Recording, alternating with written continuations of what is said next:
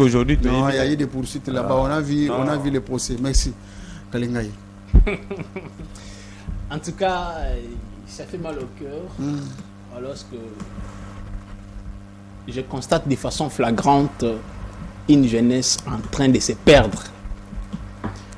Sa pesanture sur l'acharnement, l'erreur de procédure, ce n'est rien d'autre que du bluff. La procédure de passation des marchés publics, il est réglementé par les droits congolais. Effectivement, le droit congolais reconnaît 4 types de marchés publics. Oui. Mais la procédure principale, c'est celle d'appel d'offres.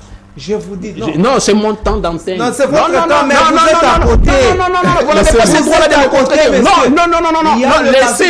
laissez-moi acheter mon idée. Vous allez me contredire après. Non. Mais protégez-moi, dis-moi, s'il vous plaît. L'État congolais veut acheter des arsenals.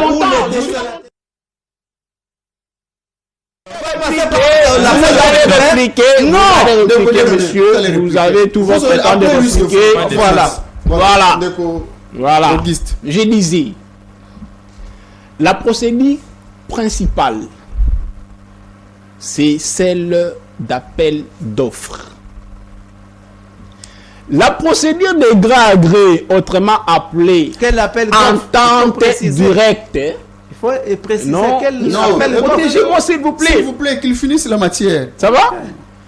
La procédure de gré à gré, autrement appelée la procédure d'entente directe, n'est qu'une procédure exceptionnelle. Voilà. Là, vous revenez à mes paroles. Et cette procédure exceptionnelle est soumise à des préalables. Donc, lorsque l'autorité publique veut contracter par entente directe, il a des préalables à respecter. Et ces préalables sont limitativement énumérés par la loi. Ça va?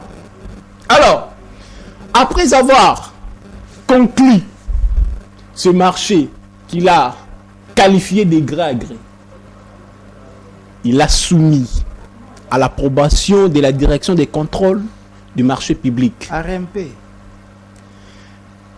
Par voie de conséquence, cette direction a désapprouvé cette démarche.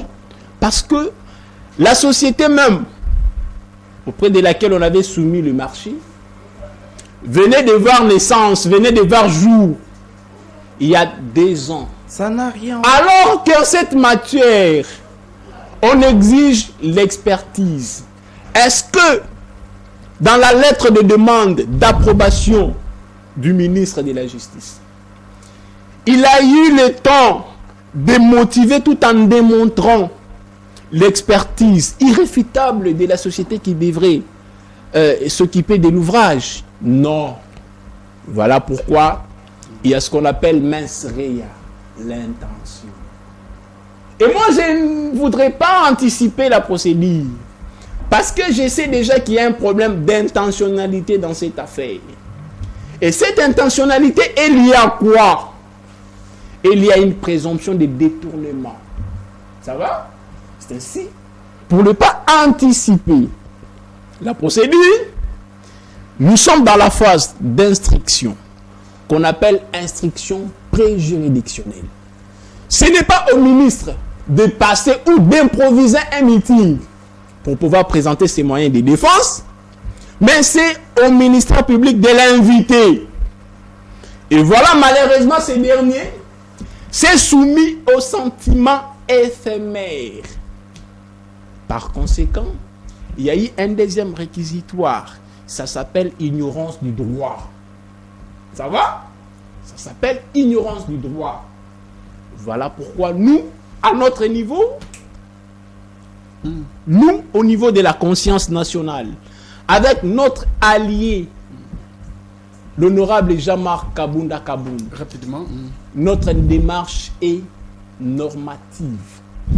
Ça va? Nous nous attardons sur ce qui est normatif. Voilà. Donc, on